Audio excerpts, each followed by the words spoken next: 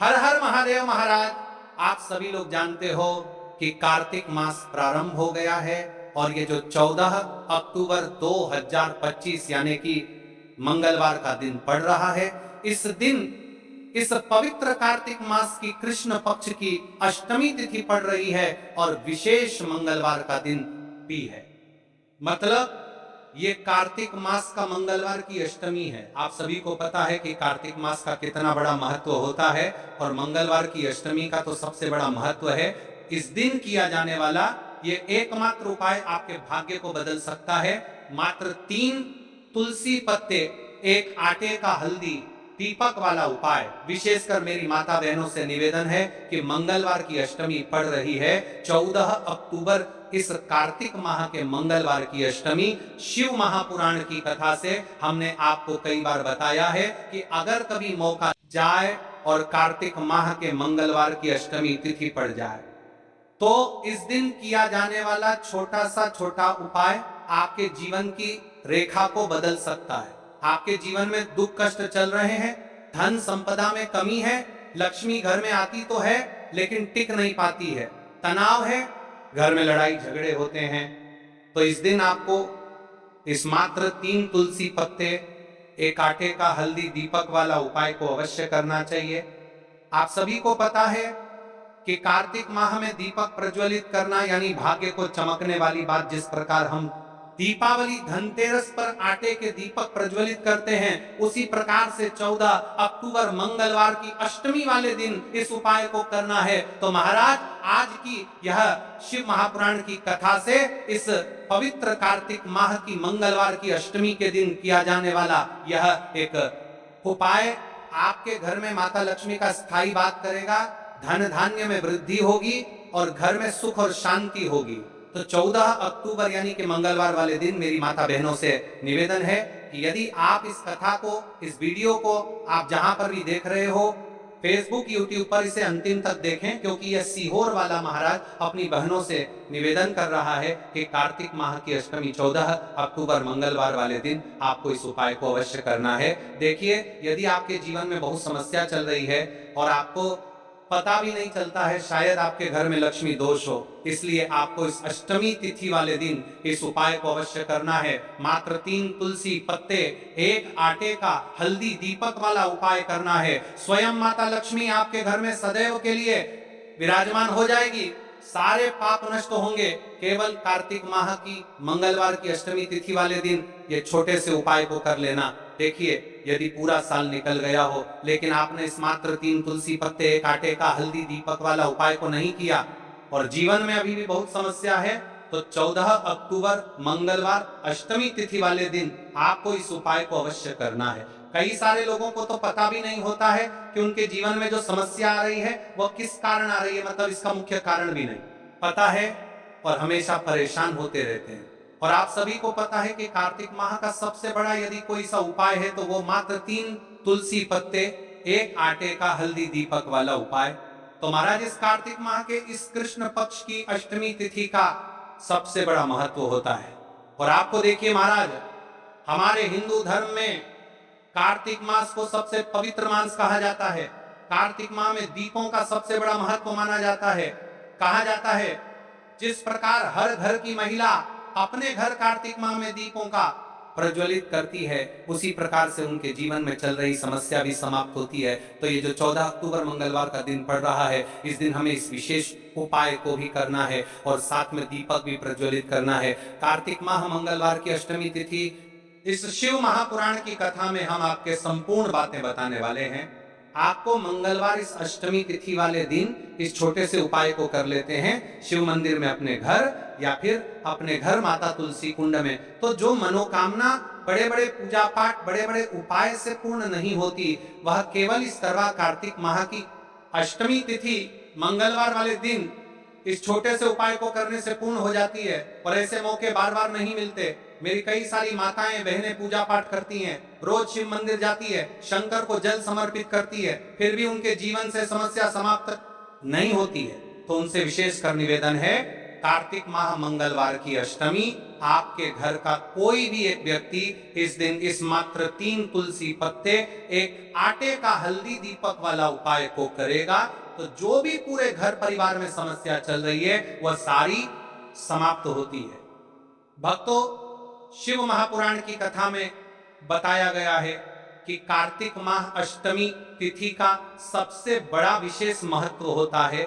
जैसे कि 14 अक्टूबर मंगलवार इस उपाय को यदि हम करते हैं तो उसका फल तो हमें मिलता ही है, लेकिन कार्तिक माह की अष्टमी तिथि और विशेष मंगलवार वाले दिन करें तो उसका फल 100 गुना बढ़ जाता है। मात्र 3 तुलसी पत्ते, एक आटे का हल्दी दीपक वाला उपाय, ऐसे मौके बार बार नहीं मिलते, केवल वर्ष में एक बार ही इस उपाय को करने का मौका मिलता है। देखिए, मेरी कई सारी अन्य माताएं बहनें हैं जिन्होंने इस उपाय को आज तक किया ही ना हो और उन्हें इस उपाय के बारे में पता ही ना हो। तो देखिए, आज की इस कथा से हम आपको जो उपाय बता रहे हैं उस उपाय को इस कार्तिक माह की अष्टमी तिथि मंगलवार वाले दिन आपको इस उपाय को अवश्य करना है, क्योंकि यह उपाय केवल विशेष तिथि पर और विशेष पावन पर्व पर ही किए जाते हैं। और देखिए, यदि इस उपाय को आपका घर का कोई एक व्यक्ति भी कर लेता है तो महाराज जी पूरे घर परिवार में चल रही समस्या साथ में समाप्त होती है। सबसे पहले आपको हम इस उपाय का महत्व बता देते हैं। एक चुटकी हल्दी दीपक घर में माता लक्ष्मी का स्थायी वास करती है, ठीक है, क्योंकि यह हल्दी समर्पण वाला उपाय है और इस उपाय को हम इस पवित्र कार्तिक माह की अष्टमी तिथि मंगलवार वाले दिन पर कर रहे हैं। तो महाराज, यदि लक्ष्मी की समस्या है तो वह समस्या भी समाप्त होगी, जो आपकी मुश्किल समस्या समाप्त होती हैं। और कार्तिक माह में आटे के तुलसी पत्ते वाला उपाय करने का संकेत है, यानी विवाह में अड़चन आ रही है या फिर कोई कार्य में, तो उसमें अवश्य सफलता प्राप्त होगी। कार्तिक माह बड़े बड़े पूजा पाठ अनुष्ठान से जाना जाता है। इस माह में यदि हम कोई सा भी उपाय करते हैं तो उसका फल हमें अवश्य प्राप्त होता है। देखिए महाराज जी, हमने हमारी पिछली बार की कई सारी शिव महापुराण की कथाओं में आपको इस उपाय को अच्छे तरीके से बताया भी है और समझाया भी है, लेकिन आज एक बार फिर से हम आपको इस उपाय को समझाएंगे, क्योंकि 14 अक्टूबर मंगलवार का दिन सबसे बड़ा विशेष दिन है। देखिए, यदि आपने इस मात्र 3 तुलसी पत्ते, एक आटे का हल्दी दीपक वाला उपाय को कर लिया तो आपको इस उपाय का वह फल मिलेगा जिसकी आपने कभी कल्पना भी ना करी होगी। देखिए, हम राशि से जुड़ा भाग्य भी बता रहे हैं और भाग्य में चल रही परेशानियों को भी बता रहे हैं। तो यदि आप अपनी राशि से जुड़ा भाग्य जानना चाहते हैं तो अपना नाम और अपनी राशि कमेंट बॉक्स में अवश्य लिखें। तो चलिए भक्तों, अब उपाय की तरफ चलते हैं। सबसे पहले जान लेते हैं उपाय के बारे में कि आपको इस उपाय को कब करना है, कैसे करना है और घर में किसको करना। अब बात करते हैं कि इस उपाय को किस समय करना चाहिए। देखिए महाराज जी, इस उपाय को करने के 2 समय बताए गए हैं। सुबह का समय, प्रदोष काल का समय। कई सारी माता बहनें सुबह के समय इस उपाय को करना चाहती है तो वह सुबह के समय इस उपाय को कर सकती है। सुबह का समय सबसे शुभ माना जाता है, विशेषकर पूजा पाठ और उपासना के लिए सुबह का समय बहुत उत्तम है। सबसे श्रेष्ठ समय सुबह 7 बजे से 8 बजे तक। यदि कोई व्यस्त है और वह इस उपाय को करना चाहते हैं तो सुबह 10 बजे तक कर सकते हैं, और यदि कोई माता बहन चाहे कि वह 12 बजे से पहले कर लें तो भी मानिए। बस इतना ध्यान रखना है कि दोपहर 12 बजे से बाद नहीं होना चाहिए। अब देखिए महाराज की बात कर लेते हैं प्रदोष काल के समय के बारे में। प्रदोष काल का समय दूसरा श्रेष्ठ समय है प्रदोष काल।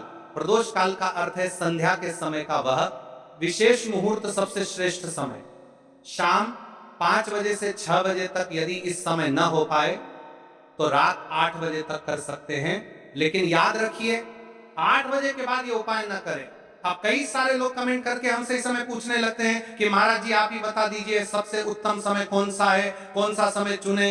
यदि आप प्रदोष काल में करें तो दीपक साथ ले जाएं, यदि आप सुबह करें तो गंगा जल साथ रखें। दोनों समय पर भगवान विष्णु प्रसन्न होते हैं, आप किसी भी समय कीजिए। अब देखिए, बात कर लेते हैं इस उपाय की सामग्री के बारे में कि इस उपाय के लिए आपको क्या क्या सामग्री चाहिए। 3 तुलसी पत्तियां ताजी हो तो उत्तम, यदि एकादशी का दिन है तो तुलसी नहीं तोड़नी चाहिए। ऐसे में घर में रखी सूखी तुलसी पत्तियां भी उपयोग में ली जा सकती हैं। यदि आपके घर में तुलसी का पौधा नहीं है तो आप किसी पड़ोसी या परिचित से ले सकते हैं। देखिए, भगवान विष्णु को हल्दी अत्यंत प्रिय है, तो अब हमें हल्दी लेना है। 1 चुटकी हल्दी, रसोई घर की हल्दी चलेगी, शुद्ध हल्दी का प्रयोग करें। अब इस उपाय को करने के साथ में हमें दीपक भी लेना है महाराज जी, ठीक है। एक दीपक, लंबी बत्ती का दीपक प्रदोष काल में करने पर दीपक अवश्य जलाएं। थोड़ा सा गंगा जल सुबह के समय करने पर गंगा जल का उपयोग करें। भगवान विष्णु की प्रतिमा या चित्र, भगवान विष्णु, श्री राम या श्री कृष्ण की प्रतिमा रखें। अब हम इस उपाय की पूरी विधि विस्तार से समझते हैं। शुद्धि और प्रारंभिक प्रार्थना, सबसे पहले आप स्नान कर लें या कम से कम हाथ मुंह धो लें, स्वच्छ वस्त्र पहने और पूजा स्थान को साफ करें। एवं भगवान विष्णु की प्रतिमा के सामने आसन बिछाएं, तुलसी से प्रार्थना करके 3 पत्तियां लेना। हे माता तुलसी, मेरे जीवन में अनेक कष्ट हैं, मैं आपसे विनम्रता पूर्वक 3 पत्तियां ले रही हूं, कृपया मेरी मनोकामनाएं पूर्ण हो। अब 3 तुलसी पत्तियां तोड़ लें, हल्दी लगाना। अब उन 3 पत्तियों में से 2 पत्तियों पर हल्दी की छोटी छोटी बिंदी लगाएंगे। है बिंदी शुभता का प्रतीक है। ऐसा करने से पत्तियां और भी पवित्र हो जाती हैं। दीपक या गंगा जल का प्रयोग, यदि आप प्रदोष काल में हैं, दीपक जलाएं। यदि आप सुबह कर रहे हैं, गंगा जल का स्पर्श करें। 2 तुलसी पत्तियां अर्पण करना। आप जिन 2 पत्तियों पर हल्दी लगी है उन्हें भगवान विष्णु की प्रतिमा के सामने अर्पित करें और कहें, हे श्री हरि, मैं आपको ये तुलसी पत्तियां अर्पित करती हूँ, कृपया मेरी मनोकामनाएं पूर्ण करें, मेरे कष्ट दूर करें, मेरे परिवार में सुख शांति लाएं। नमो नारायणाय। अब अपनी समस्या या मनोकामना स्पष्ट रूप से बोलें। जैसे, मेरे घर में कलह है, कृपा कर इसे दूर करें। मेरे बच्चों को शिक्षा में सफलता मिले। मेरे घर में धन की कमी दूर हो। तीसरी तुलसी पत्ती का प्रयोग। अब बची हुई तीसरी पत्ती को आप घर के किसी शुभ स्थान पर रख दें, जैसे घर का मंदिर, धन स्थान, तिजोरी, अलमारी या घर का पवित्र स्थान। यह पत्ती आपके घर में समृद्धि और शुभता का प्रतीक बनेगी। अंत में भगवान विष्णु से प्रार्थना करें, हे विष्णु भगवान, आपने यह छोटी सी भक्ति स्वीकार की, कृपा कर मेरे जीवन में शांति और सुख प्रदान करें। फिर तुलसी माता को धन्यवाद दें। तो जाप उपाय करते समय आप सरल मंत्र जप सकते हैं।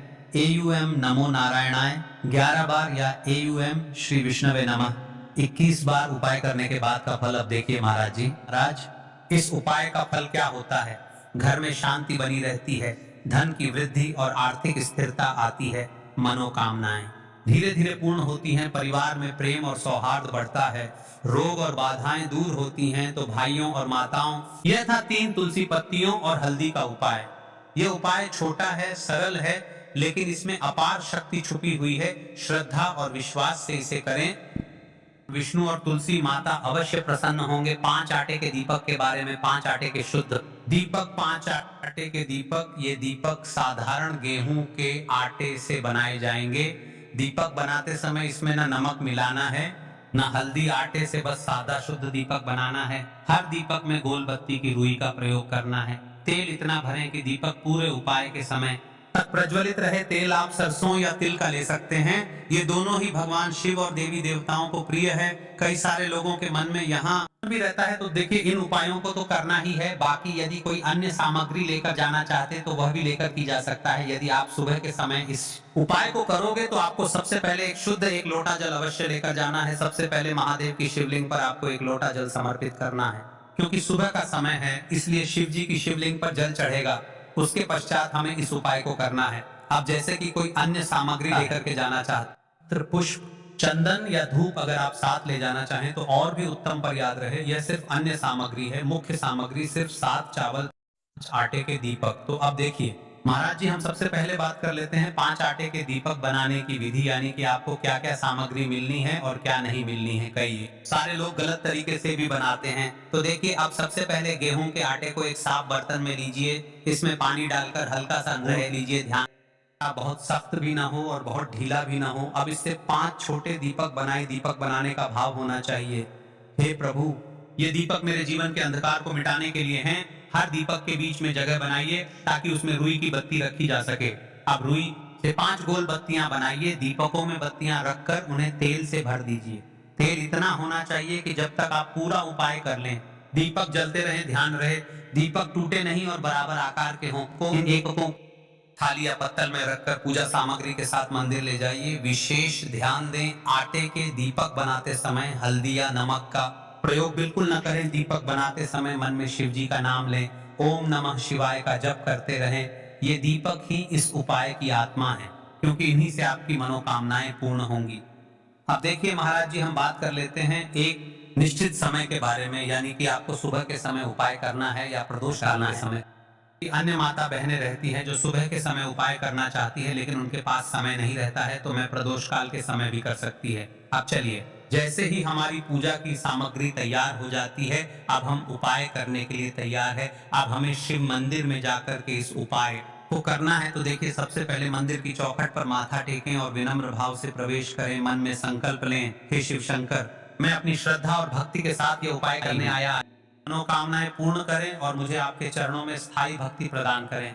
शिवलिंग के पास पहुंचकर क्या करें? तुरंत उपाय शुरू न करें, पहले कुछ क्षण शिवलिंग को देखें, हाथ जोड़कर प्रणाम करें और अपने मन को स्थिर करें। जल अर्पित करने की तैयारी करें। जल अर्पण, सबसे पहले शिवलिंग पर एक लोटा शुद्ध जल अर्पित करें। जल में अगर आप चाहें तो चंदन, पुष्प, अक्षत या गंगा जल मिला सकते हैं। यह जल अर्पण अनिवार्य है, क्योंकि शिव जी को प्रातः काल सबसे प्रिय यही है। यदि आपके पास बेलपत्र, धूप आदि हैं तो जल अर्पण के बाद चढ़ाए, लेकिन याद रहे मुख्य उपाय सिर्फ 7 चावल के दाने और 5 दीपक का है। अब महाराज जी, हम सबसे पहले बात कर लेते हैं 7 चावल के दाने वाले उपाय के बारे में। ठीक है, सबसे पहले आपको इस उपाय को करना है, फिर उसके पश्चात हम बात करेंगे 5 आटे की दीपक के बारे में। 7 चावल के दाने। दीपक जलाने का दिशा नियम, दीपक सदैव पूर्व या उत्तर दिशा की ओर मुख करके जलाना चाहिए। शिवलिंग के दाईं ओर रखना विशेष फलदायी माना गया है। घर में कर रहे हैं तो दीपक को शिवलिंग चित्र के बिल्कुल सामने रखें। दीपक में प्रयोग होने वाले तत्वों का महत्व: सरसों का तेल नकारात्मक ऊर्जा को नष्ट करता है और परिवार से दरिद्रता हटाता है। तिल का तेल पितृदोष और काल सर्प दोष के शमन में सहायक। घी सर्वश्रेष्ठ, क्योंकि इसे देवताओं का प्रिय आहुति कहा गया है। यह लक्ष्मी कृपा को आकर्षित करता है। लौंग बत्ती, यदि आप दीपक में लौंग डालकर जलाते हैं तो यह ग्रह बाधाओं और शत्रु बाधाओं को शांत करता है। कपूर के साथ कपूर की आहुति देने से तुरंत नकारात्मक ऊर्जा जलकर राख हो जाती है। अब देखिए महाराज जी, दीपक प्रज्वलित करते हैं समय आपको क्या करना चाहिए? इसे कम से कम 11 बार जपें। यदि समय और शक्ति है तो 108 बार जपें। मंत्र जपते समय मन में अपनी समस्या, इच्छा या संकल्प स्पष्ट रखें। उपाय करने की सबसे बड़ी बात देखिए महाराज जी, आपको उपाय करते समय किन किन चीजों का ध्यान रखना है, क्या क्या सावधानियां रखनी है, उपाय करते समय किन किन बातों का ध्यान रखना चाहिए। जलाते समय मन एकाग्र रखें, मन में क्रोध, ईर्ष्या या चिंता न लाएं। दीपक जलते समय कभी भी उसे फूंक मारकर न बुझाएं। यदि बुझाना हो तो लकड़ी चम्मच से धीरे से बुझाएं। दीपक जलाते समय जूते चप्पल उतारकर ही स्थान पर जाएं। यदि घर में उपाय कर रहे हैं तो दीपक ऐसी जगह जलाएं जहां बच्चे या जानवर उसे गिरा न दें। कोई अपशब्द या नकारात्मक बात न करे। दीपक का उपाय संध्या काल, प्रदोष काल में करना सर्वश्रेष्ठ है। यदि विशेष कार्य सिद्धि के लिए कर रहे हैं तो प्रातः काल, ब्रह्म मुहूर्त या काल, दोनों समय दीपक जलाना चाहिए। जैसे ही आप ये उपाय को कर लेते हैं वैसे ही आप शिव जी को प्रसन्न कर लेते हैं। अब देखिए महाराज जी, आपने शिव जी को प्रसन्न तो कर लिया। अब कई सारे लोग प्रश्न करते हैं कि